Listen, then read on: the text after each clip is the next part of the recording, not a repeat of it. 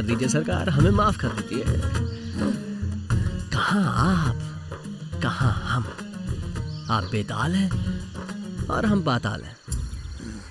इस बार अगर आप बड़ा दिल रख के हमें माफ कर देंगे सरकार, तो अगली बार हम लंबी कतार में खड़े होके आपका पूरा कर चुका देंगे।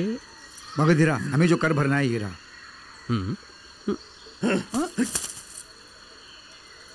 मगधीरा को बीच में रखकर किसी भी तरह इस बार तो तुम लोग बच गए, क्योंकि इसने मेरे पैर पकड़कर मुझे रोक लिया।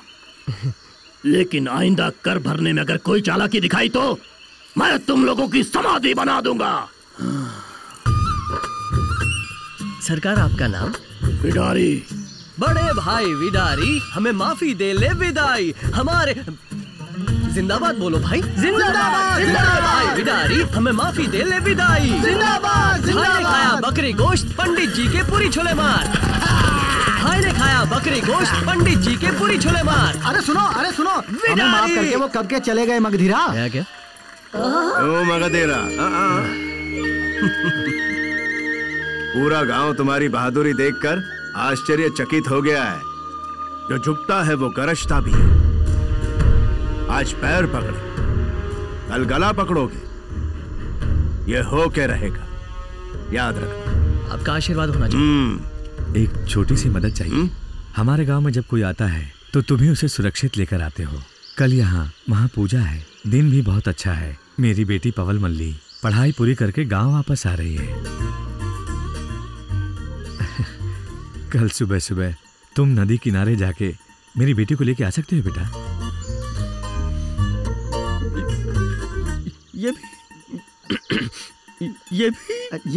ये भी मेरा ही कर्तव्य है, यही कहने वाला है ना भाई।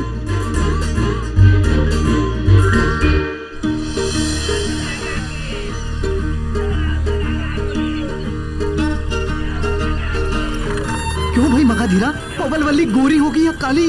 अरे हरी होगी, चुपचाप चलो।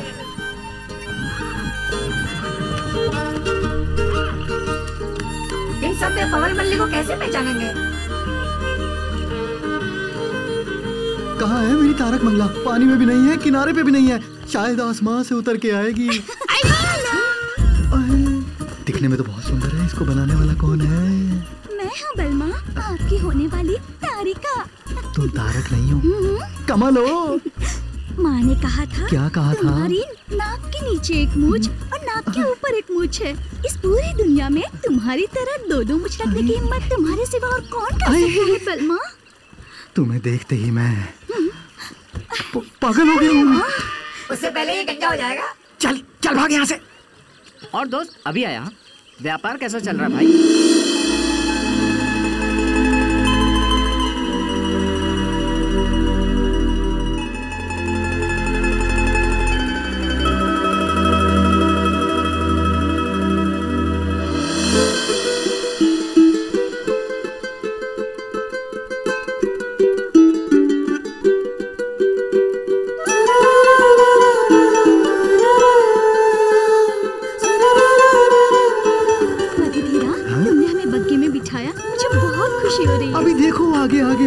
क्या है? मगधीरा, दाढ़ी मूंछें उगने के बाद तुम तो और भी सुंदर लगने लगे हो। तुम्हारी मूंछें नहीं आई है, इसका मतलब तुम बदली नहीं हो क्या? वैसे मुझे बोलना तो नहीं चाहिए, भगवान की बनी हुई एक रचना हो और उस पर ये साड़ी। ज्यादा बोलेगा तो मैं तेरा खून कर दूंगा। ठीक है, जाने दो। और बताओ, गांव में सब कैसा है? सब बहुत अच्छा चल रहा है। कल ही हमारे मगधीरा ने वेतार के पैर पकड़े और उससे विनती की और भाग्यनगर को बचा लिया है ना। क्या पैर पकड़ के गांव को बचाया? अरे भांडा फोड़ दिया। भाग्यनगर की बेटी हो कहते हुए शर्म आ रही है मुझे। दो रंगी, ये सब बताना बेकार है, ये समझेंगी नहीं। क्यों नहीं समझूंगी? हमारे गांव में मूंछों वाला मर्द नहीं है क्या?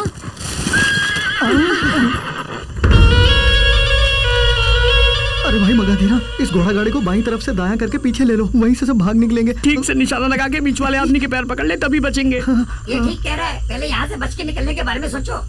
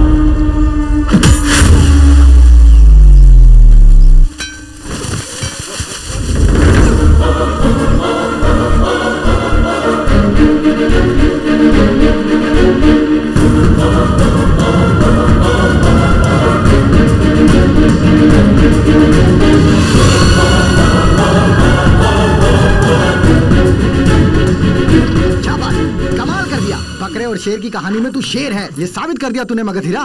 बाप रे, सबको मार के भगा दिया। इतनी ताकत है तुझमें, फिर कल क्यों तूने उसके पैर पकड़े? पवन मल्ली के लिए चाहे पूरी फौज ही क्यों ना जाए, मार मार के खत्म कर दूंगा। लेकिन वहाँ गांव में सब लोग हमारे भरोसे बैठे हैं, थोड़ा बहुत तो झुकना ही पड़ता है। वीरता का दूसरा नाम है सहन शक्ति। उसको अगर कोई डरपोक का नाम देता है तो मैं क्या कर सकता हूँ। अब बात यह है कि भाग्यनगर की बेटी होने पर शर्माने की कोई जरूरत नहीं है।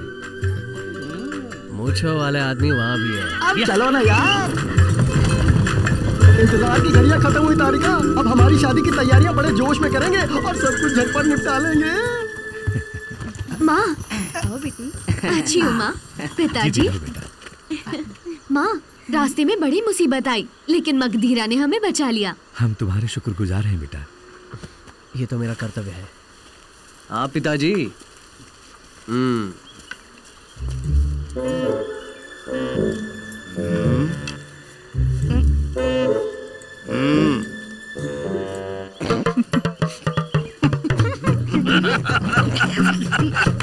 क्यों भाई, क्या हुआ? अरे कुछ बोलोगे? हमें बिल्कुल भरोसा ही नहीं हो रहा है। आपके भेजे गए वेताल लोग सच्चे वेताल से भी बढ़कर निकले। हुई ना बात। क्या अभिनय किया, क्या अभिनय किया, क्या युद्ध किया, यहाँ से वहाँ उड़ रहे थे। गधीरा, तुझे लड़ते हुए देखकर तेरी दिलेरी पर पवन मल्ली तुझसे प्यार करने लगी होगी ना? प्यार तो करना ही चाहिए। बिल्कुल करेगी, नहीं तो एक और बेताल के साथ लड़ाई की तैयारी कर लेंगे। ये बताओ आगे क्या सोच रहे हो? उत्तर पूजा।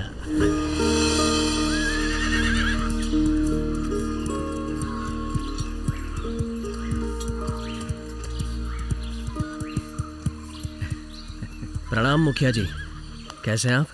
हाँ, मैं ठीक हूँ बेटा। वैसे आज ठंड बहुत ज्यादा है। बिल्कुल, इसीलिए तो इस ठंड का मजा लेने के लिए।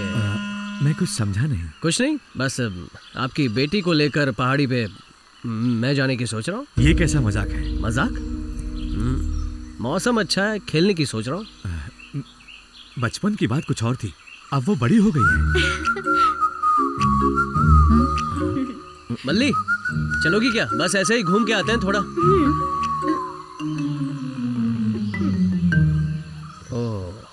सुनो बेटा, अब तुम जाओ यहाँ से, समय बर्बाद मत करो। मेरी बेटी हद पार करके एक कदम भी बाहर नहीं रखेगी, समझे तुम? सुनिए, उधर देखिए ना। क्या है ये? अब पिता की बात का क्या मान रह गया? मैंने कब पिताजी की बात टाली है माँ? तभी तो दरवाजे से एक कदम आगे नहीं बढ़ाया, पीछे से आई हूँ। चलूँ माँ? पवन मल्ली।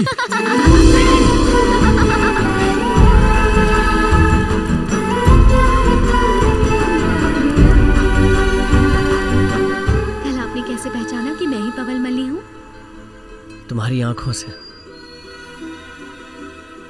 बचपन में जब मेरी बहन मरी थी,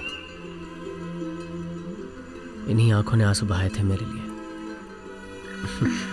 कुछ तो है इन आंखों में, कुछ अलग।